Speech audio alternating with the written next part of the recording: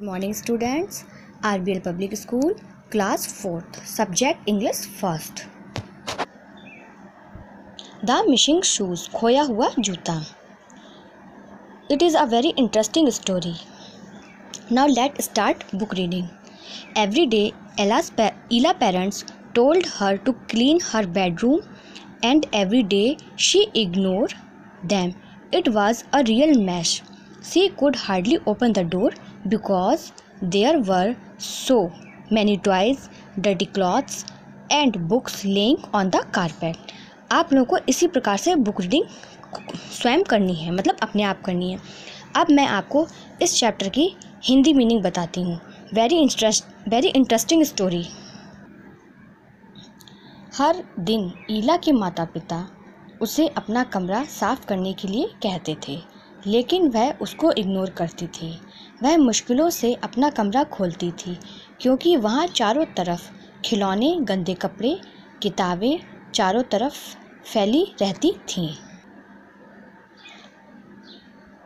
एक दिन ईला की माँ ने कहा कि हम लोग रोहन को लेकर जू जा रहे हैं, मतलब चिड़ियाघर घूमने जा रहे हैं. आप अपना कमरा साफ कर लो. ईला ने सोचा कि जू से आकर कमरा साफ कर लूँगी. माँ ने कहा लंच में पूड़ी, आलू और खीर खाकर हम लोग चिड़ियाघर जाएंगे. तभी उसकी दादी आ गईं. चलते समय ईला को उसका एक जूता नहीं मिला, इसलिए उसकी माँ उसको छोड़कर जू चली गई. ईला कमरे में ज़ोर ज़ोर से रोने लगी. उसकी दादी ने कहा कि कमरा साफ करो और तभी मैं तुम्हें मिठाई खाने को दूंगी. तभी ईला ने अपना कमरा साफ करना शुरू कर दिया. उसने सभी चीज़ों को जगह जगह पर रखना शुरू कर दिया. उसके फैले हुए जितने भी खिलौने थे उसको उसने अपने एक बॉक्स में रख दिया. जितने कलर्स, ब्रश फैले थे उनको कप बोर्ड में रख दिया और टॉयज़ जो थे उनको भी एकत्रित कर दिया. बुक्स थी उनको उनकी अलमारी में रख दिया. प्लास्टिक का जितना भी सामान था वो एक प्लास्टिक बैग में रखकर साइड से रख दिया और उसने जो गुड़िया के जो कपड़े थे उनको एक डॉल बॉक्स में रख दिया. तभी कमरा साफ करते करते उसे अचानक से अपना खोया हुआ जूता मिल जाता है. उसे देखकर वो बहुत खुश होती है और तुरंत अपनी दादी के पास जाती है. उसकी दादी कमरे में बैठकर कुछ बुनाई कर रही होती हैं और वो तुरंत देखती हैं जाकर. तभी ईला उनसे कहती है कि देखिए मुझे मेरा खोया हुआ जूता मिल गया है. इधर उसकी दादी ने उसको खाने के लिए आइसक्रीम दी. तभी उसके पेरेंट्स रोहन के साथ आ जाते हैं और उसके फादर कहते हैं कि ईला ने अपना रूम साफ़ कर लिया. तब उसकी माँ ने कहा कि तुम इसी तरह से रोज़ अपना कमरा साफ़ किया करो.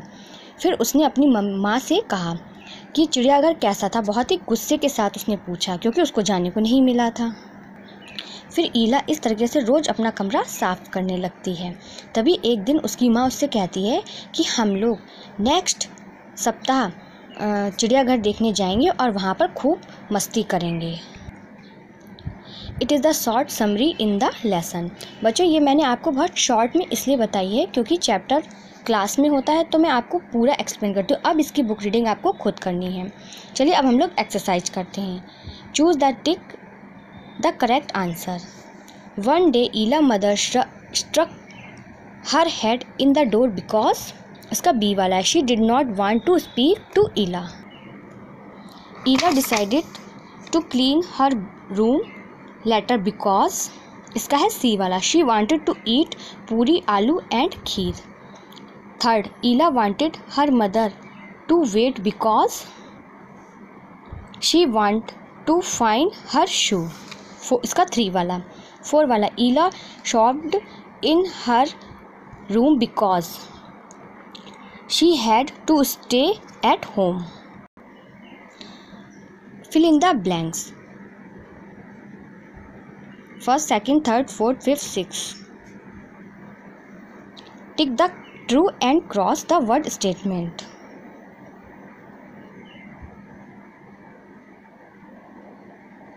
ये आपको अपनी कॉपी पर नोट करना है. Answer the following question. First question, what did Ila parents tell her every day. Answer, Ila's parents told her to clean the room every day.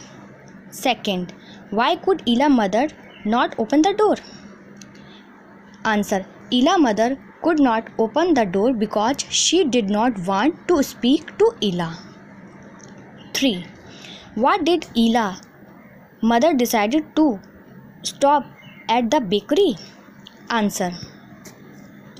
Ila's mother decided to shop at the bakery, pick some old break up. 4. What do you think mother whispered into Granny's ear? Answer. Yes, mother whispered into Granny's ear. 5. What did Ila do to clean her room? Answer. Ila cleaned her room for her shoe. 6. What did Ila turn over a new leaf? Answer. Ila turned over a new leaf because her mother said we may go and do some other fun things. Learning language positive tense, ये आपको अपनी book में ही fill करना है। और जो इधर वाली एक्सरसाइजेज हैं, exercise B C and D, ये और वर्ड मीनिंग, ये दिए हुए हैं वर्ड मीनिंग, ये सारे आपको अपनी इंग्लिश फर्स्ट की कॉपी पर करना है। कॉपी आपकी चेक की जाएगी। Thank you.